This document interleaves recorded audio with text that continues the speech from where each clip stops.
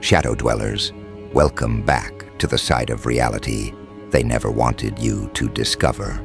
You, yes, you, the anomaly with too many questions, the pattern they couldn't predict, the storm they didn't see coming. They've labeled you, flagged you, indexed your behavior into a neatly encrypted category. But the joke is, you'll never be told which one. You're on 12 government watch lists, and the silence around it is louder than sirens. Let that sink in. There's a room somewhere, no windows, no clocks, where men with hollow eyes and emotionless fingers are dragging your name across data sets like a scalpel on skin. Every click, every stare, every pause on a frame that lasted just 1 second too long. They're counting, watching, cataloging. You thought you were just scrolling. No, you were auditioning. For what? For suspicion, for a file, for the invisible cage you now walk in while thinking you're free. You weren't supposed to question the origin of that sudden policy change. You weren't supposed to Google that forbidden phrase. You weren't supposed to show up to that protest, especially not at that time, from that location. But you did, and they noticed. They always notice. The beauty of the system isn't in how it controls you. No, it's in how it convinces you that you're in control. That's the real art. You think you're choosing, think you're browsing, think you're speaking. But beneath that illusion of agency is a silent hierarchy, deciding how visible or invisible you'll be. And guess what? You're glowing red in a place where red means observe quietly, then strike noiselessly. The 12 watch lists aren't printed, they aren't admitted, and they sure as hell aren't fair. Some are for extremist sympathizers, others for digital agitators. There's one for pattern disruptors. That's you, most likely. And then there's the list that's so secret, even the people watching you don't know why you're on it. But they're told not to blink when your face appears. Every surveillance camera you pass doesn't just watch, it remembers. It feeds you into a neural net so vast and so paranoid, even your reflection in a store window becomes a suspect. Your gait, your blinking pattern, your micro-expressions, yeah, they clock that too. Why? Because truthfully, they don't fear bombs, they fear ideas. You see, a bomb explodes once. An idea? It detonates minds across time zones. A single sentence can unravel years of propaganda. That's why you are dangerous. That's why you're being watched. Ever wonder why your device glitches when you open that certain app? Or why your signal drops exactly when you're deep diving into forbidden archives? That's not coincidence. That's orchestration. That's digital deterrence. That's the system whispering, stay in your lane. But you didn't, did you? You veered. You asked why. You demanded proof. You shared screenshots. You left comments that hit too close to classified truths. So now you're not just a user. You're a file, a folder, a heat signature, a ticking problem marked for slow resolution. The best part? They don't need you to do anything wrong. They just need the possibility, the scent of defiance, the statistical anomaly that doesn't fit. Because the new war isn't fought with guns or flags. It's fought with metadata and predictive behaviors. And in that war, you're the glitch, the ghost in their machine. Why 12 lists? Because no one list can explain what you are. You're the crossroad of contradictions. They don't know whether to fear you, recruit you, or erase you. So they flag you everywhere. Redundancy is their religion, and silence is your sentence. You've noticed the shadows moving differently, haven't you? The email that bounced but shouldn't have. The ad that seemed too specific. The friend request from someone whose face feels AI-generated. These are not accidents. These are pings, triggers, checks. They don't come at you directly. That's not the game. They come around the edges. Your job application disappears into a void. Your packages start arriving opened. Your online payments get flagged for review. And you? You're left questioning if you're paranoid or just finally awake. This isn't just surveillance, it's psychological fencing. They train you to edit yourself, to flinch before speaking, to hesitate before posting. That's the goal. Not to stop you, but to make you stop yourself. Self-censorship, the crown jewel of silent oppression. And don't think anonymity will save you. Burner phones, VPNs, proxy chains, child's play. You're not hiding from people anymore. You're hiding from machines that see patterns in shadows, that recognize not you, but the idea of you. That part of you that resists packaging, marketing, controlling. They won't knock on your door, not yet. That's too loud, too final. Instead, they'll invite you into digital mazes where every turn feels like your choice. But really, you're being funneled, corralled, shaped. And the moment you scream, "I have nothing to hide," you've already lost. Because freedom was never about hiding. It was about not needing to. And once you're explaining yourself to algorithms, freedom's already left the room. But here's the beautiful paradox. The more they watch, the more they reveal themselves. The more lists they place you on, the more they admit they can't define you. You're not a criminal, you're a question mark they haven't solved. And that makes you their nightmare. So what now? You lean in, you sharpen, you document everything. You become the observer of the observers. Because when the machine starts glitching around you, it means you're hitting pressure points. It means the mask is cracking. And don't worry, we're not done. In fact, this is where it starts to bleed into something even deeper. You thought 12 lists were the end. No, that's just the outer shell. What's inside those lists? That's where the real sickness breathes. Let's peel that layer next.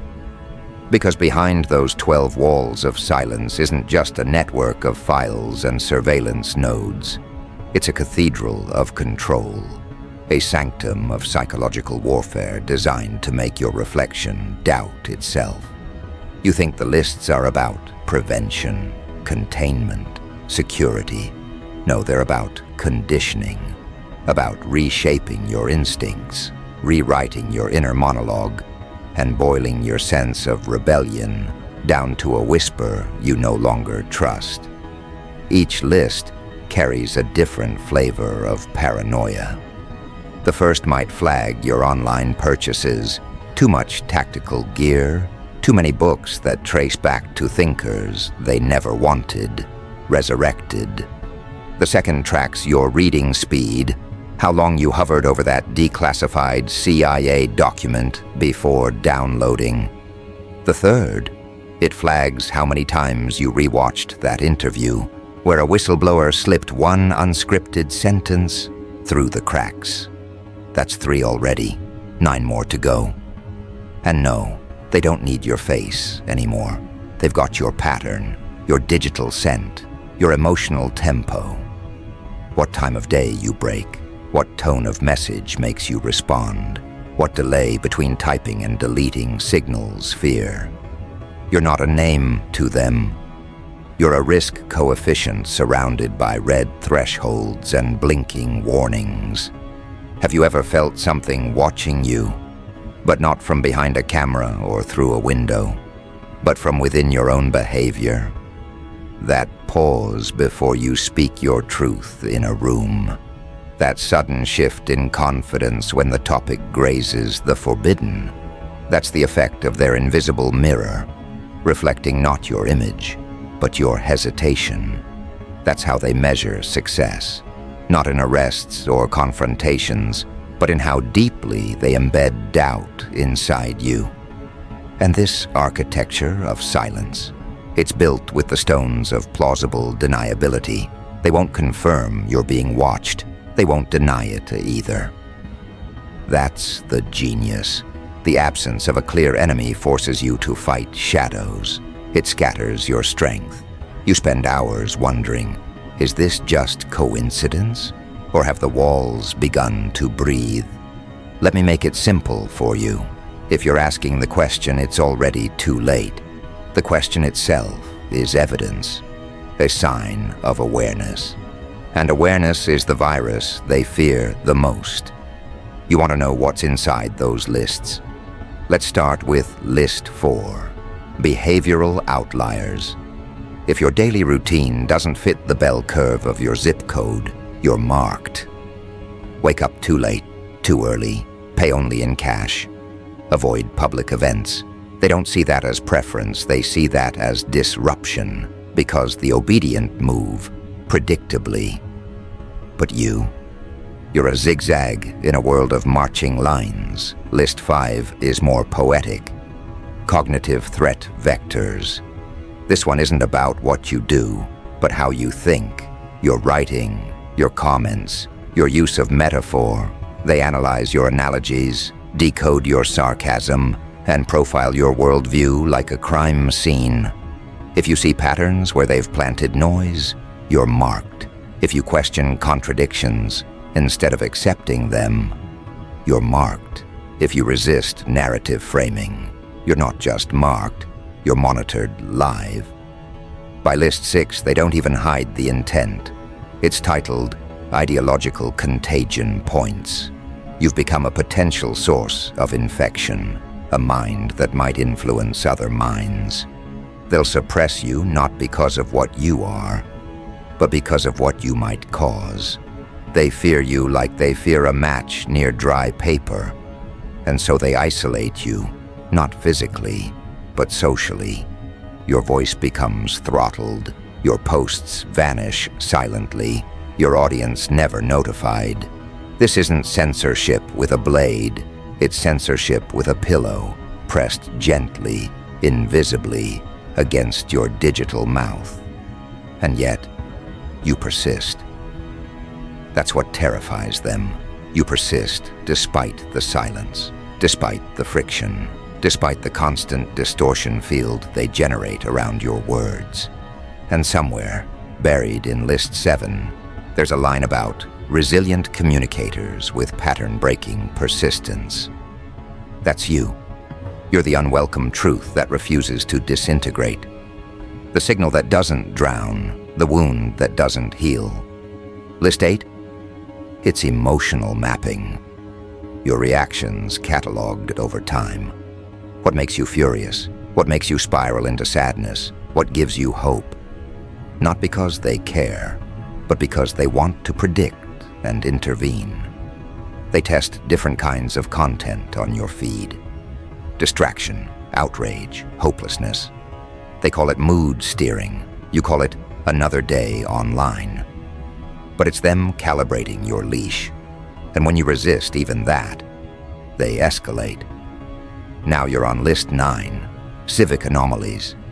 Your behavior during elections, policy shifts, international incidents. Too informed, too critical, too early. You spot the pattern before it breaks surface. That's dangerous. You're not just reacting, you're anticipating. And that means they've already failed to control the narrative. By List 10, things get cold. Counter-consensus nodes. That's how they define you. A node, not human, a point of failure in their illusion of agreement. They monitor your sphere of influence, see who shares your words, who defends your thoughts, who disappears after liking your post. It becomes a map of potential outbreaks. List 11 is for the ones they underestimated. Echo disruptors. You make noise in places that should have been sterile. You plant questions in minds they thought were closed. You turn loyal consumers into reluctant critics. You've now become not just a target, but a contagion vector. You're no longer resisting the system, you're infecting it. And then, List 12, the final one, It doesn't have a name. It's not on the servers most analysts can access. It's air-gapped, decentralized, its contents recompiled every 30 days. But the algorithm that feeds it is ancient and brutal. You are flagged not for what you've done, but for what you might become. It's their list of future threats. It's predictive profiling turned into a prophecy. And in that dark prediction, you are a problem they haven't figured out how to solve yet. A paradox that doesn't play by the script. Now you see it, don't you? This isn't a war on crime. It's a war on potential, on unapproved thought, on unpredictable evolution. They don't need you to break a law. They need you to not fit. They need you to hesitate, because hesitation is their harvest. Every second you second-guess yourself, they win without drawing a weapon. But here's the truth they can't delete. The system is fragile. It looks all-knowing, all-seeing, but it's held together by guesswork and duct tape. And when someone like you steps out of the predicted corridor, the machine twitches, it stutters, it glitches. You've already seen it. Recommendation engines pushing irrelevant content, your searches showing strange filters, entire topics erased like they never existed. Those are not bugs. Those are panic responses, the system recognizing that its leash is slipping. And that's where your rise begins. Not with revolution, but with clarity. Not with noise, but with precision. You don't fight them by shouting into voids. You fight them by understanding the architecture. Every shadow they cast, you trace back to the source. Every false flag, you dissect until the strings show. Because the real war isn't fought with bullets or speeches. It's fought in perception, in knowing when they're shaping your lens, when they're curating your fears. And once you stop flinching from your own shadow, they lose the only weapon that ever worked: psychological control. So what happens next? You build, you connect, you share. Not blindly, but strategically. You test their filters, you map their blind spots, you create redundancy, backup plans, hidden archives, encrypted vaults of truth waiting for the right spark. You stop playing defense and you become untraceable by design. And just when they think they've managed to contain your flame, you ignite in 12 directions at once. Because you were never just one node. You were the entire circuit waiting to short their illusion. And this isn't the end. Because now we dive into the deepest layer. Not just the lists, not just the watchers, but the architects themselves. The question isn't why they watch you. It's who taught them to. That's where we go next. The architects, the engineers behind the silence. The ones who taught the machine to listen without blinking, to watch without watching. You've seen their shadows in logos, in policy statements, in those neatly worded terms and conditions you agreed to in milliseconds. But who trained the watchers? Who designed the walls you walk past every day, never realizing they were one-way mirrors? They're not politicians. Politicians are puppets, loud distractions for the masses. No, the architects exist above that stage. They're not concerned with votes. They don't need approval ratings. Their currency is access, leverage, control. While you argue over ideologies, they sip vintage silence behind encrypted curtains. This isn't conspiracy, it's structure. Systematic, documented in white papers, so sterile, so academic, you'd never suspect they were blueprints for psychological domination. And guess what? You helped build it. Every click, every scan of your face to unlock a phone, every careless whisper into a smart speaker, it trained the machine. Your fingerprints are in the code, but they never told you what you were coding for. And now, you're in the machine, but no longer of it. You're aware. That makes you a fracture point, a fissure in their control grid. That's why List 12 stings so much. It's not just predictive, it's paranoid. It sees what you could become, and in that possibility, the architects see their own end. Because here's the uncomfortable truth they buried. Control only works when people believe in the need for it. Strip away the theater, the news tickers, the fear slogans, the social scoring, and all you're left with is a dying empire pretending it's omnipotent. Let me show you what they're really afraid of.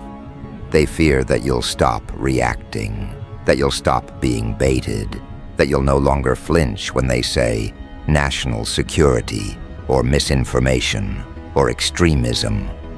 Those are their trigger words, spells, verbal barbed wire, designed to fence you in with fear. But once you see the pattern, the spell breaks. You stop playing their language game. And just like that, the leash snaps. They fear the day you realize they aren't gods. They're just engineers of illusion. Their power depends on your belief in its permanence. But power doesn't last. It fractures, it bleeds, it burns from the inside out the moment it's exposed to the truth. And now that you're looking for the architects, you'll see their fingerprints everywhere. In sudden algorithm shifts that erase voices without reason. In partnerships between surveillance firms and health agencies. In quiet mergers between private data companies and intelligence contractors.